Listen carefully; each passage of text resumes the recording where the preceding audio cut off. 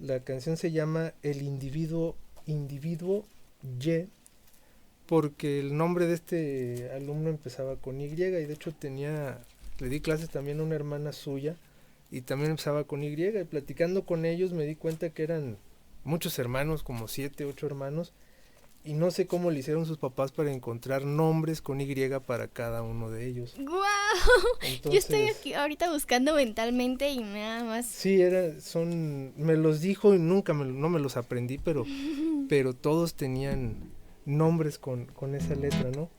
Este niño era un caso muy curioso porque él se la vivía distraído, ¿no? Ay, no. Él se la vivía en otro mundo y bueno, pues con la canción trato de platicar un poquito de lo que él me platicaba de por qué se distraía, ¿no?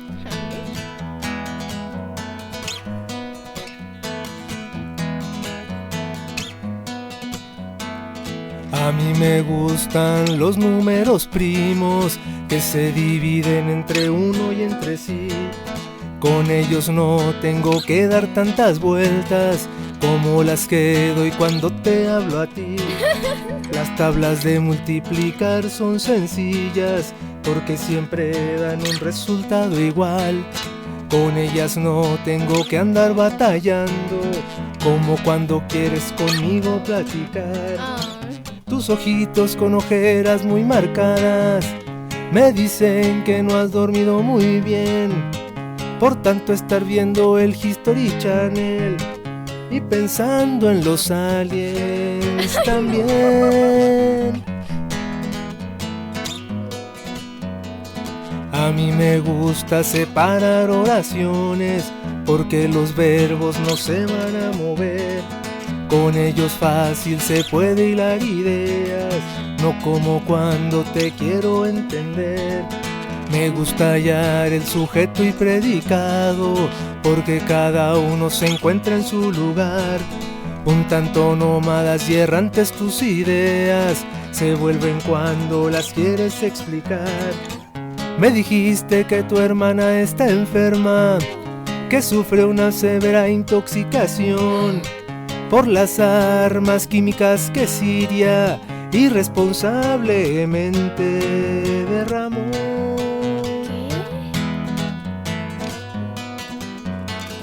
Un día dijiste que hasta los aztecas los aliens los vinieron a iluminar, que todo lo que descubrieron los mayas extraterrestres lo vinieron a dejar. Así con aliens, zombies y fantasmas vives en un mundo irreal. Que disimules cuando alguien te habla y te pones a filosofar. Me gusta hallar el sujeto y predicado, porque cada uno se encuentra en su lugar. Un tanto nómadas y errantes tus ideas se vuelven cuando las quieres explicar.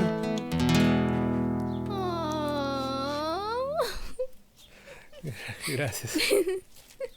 Ay, qué hermoso. Y así hay una parte que me impactó con lo de la hermana enferma por lo de las armas químicas.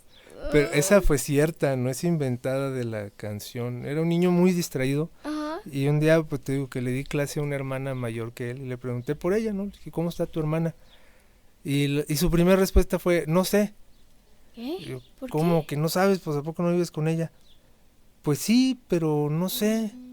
Como que se quedaba pensando. Dice, es que está en el hospital. Ajá. Digo, ¿por qué está en el hospital? Es que está intoxicada. ¿Por ¿Y qué? con qué? ¿Comió algo? Dijo, no, es que ya ve lo de las armas de Siria. Le hizo daño. Esa O- fue su respuesta porque él se la pasaba viendo programas y noticieros, como decía, de History Channel, de Ajá. todas esas cosas que magnifican y pues más que nada en la mente de un niño toman otra dimensión, ¿no? Sí, Entonces claro, para él mucho era, más grande. sí, entonces él se la pasaba hablando de las conspiraciones y de las visitas de los aliens y de todo esto, ¿no? Y órale. No, pues sí estaba. en otro nivel para su, no sé, para su edad. Sí, Tal vez. tenía como 9 años, estaba en tercero de primaria. Y hablando sobre las armas químicas, ¿qué IQ debía tener este niño? Pues bueno, no sé qué tan elevado podría ser, pero más que Pero, nada se la pasaba viendo programas de ese tipo, entonces para él era muy común hablar de eso, ¿no? y supongo que para ti como maestro, como dices en la canción, era bien difícil.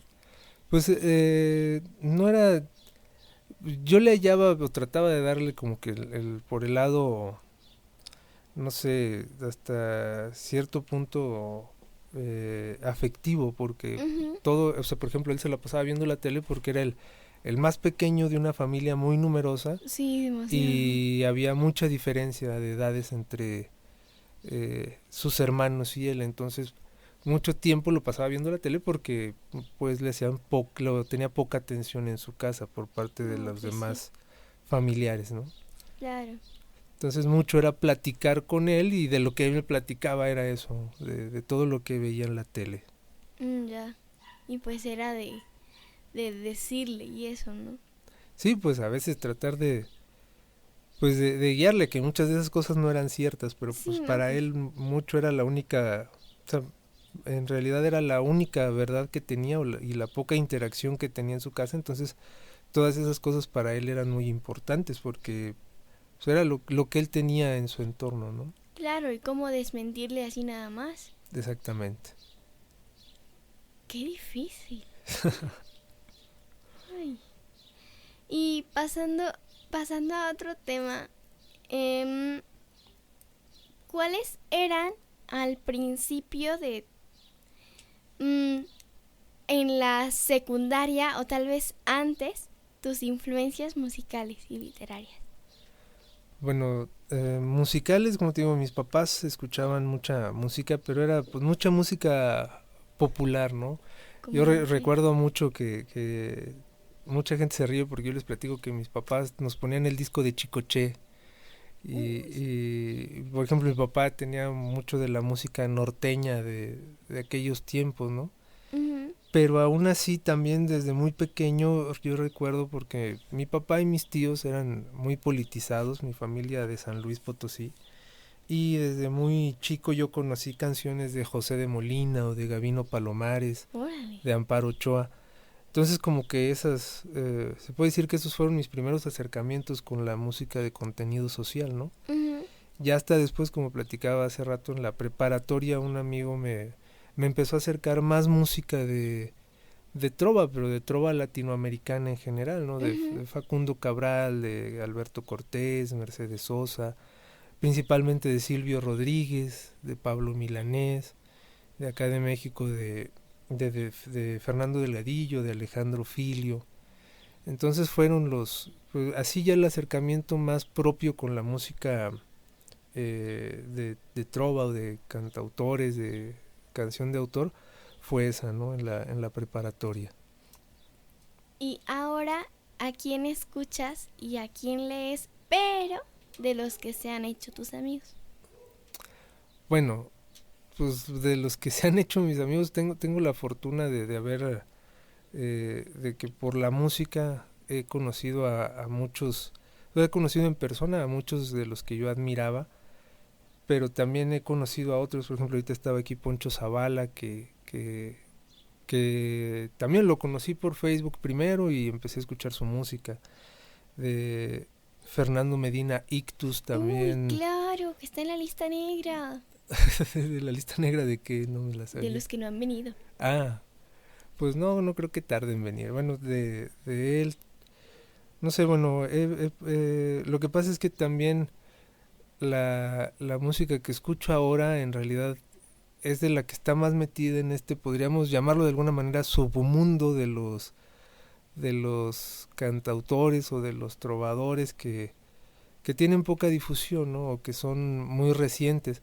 Por ejemplo, me gusta mucho Uriel Sánchez de la Ciudad de México, bueno, que es de Ecatepec, del Estado de México, Paco Reyes Papichi de Uy, Orizaba, claro. Sergio Díaz, como te decía, Ictus, bueno, los rupestres de la primera camada, no sé, de Rodrigo, de Carlos Arellano, Catana, Armando Rosas, Roberto González. O sea, hay mucha gente, porque no solamente es eso, también hay, por ejemplo, un grupo de ahí de Saltillo que se llama Los Pachiculers, que tienen una onda muy padre. De hecho, Efra Reyes es el compositor de las canciones, es muy bueno. Entonces, bueno, pues está muy metida, como te digo, en que lo podríamos llamar como un submundo, ¿no? Que es muy poco conocido, pero pues que hay muchos que están haciendo música. Ya me dejaste tarea. Tengo que investigar a varios de ellos que no conocía, y a los que sí están en la lista negra. Y los estamos esperando. No, pues también ahí, pues por aquí los podemos invitar, ¿no? Me imagino que esto, Sí. algunos de ellos los podrán ver, y son propuestas muy interesantes, muy buenas. Entonces, pues creo que cualquier tipo de difusión es benéfica para Sí. todos los que andamos en esto, ¿no? Sí, claro. Eso sí. Y ahora, como... Híjole, a ti te toca doble esta pregunta, porque tú que estás siendo ahora influencia musical y que eres influencia para tus alumnos, ¿cómo tomas esta responsabilidad dentro y fuera del escenario y dentro y fuera del aula? Híjole, bueno, es muy, muy buena la pregunta. Gracias. Bueno, yo en mi salón de clases, como te digo, tengo la fama del maestro regañón, pero soy un maestro muy poco común. Pues tengo tatuajes, la barba larga, voy en tenis a dar clases con mis Converse. Entonces, en ese sentido yo siempre he sido promotor de que el ser humano es un individuo, y que como individuo tiene gustos y aficiones que puede mostrar o puede practicar siempre y cuando no dañen a los demás, ¿no? Claro. Recuerdo mucho el ejemplo. Yo tuve, si no discusión, una plática con un director, porque yo tenía una alumna en sexto grado que llevaba el uniforme de la escuela, pero en lugar de calcetas blancas siempre llevaba calcetas de colores. ¡Ay, wow! Tenía unas calcetas bien padres, había unas como de arcoíris, otras de triángulos con dibujos, tenía unas como de Santa Claus, de monos de nieve, o sea, y cada día llevaba calcetas así.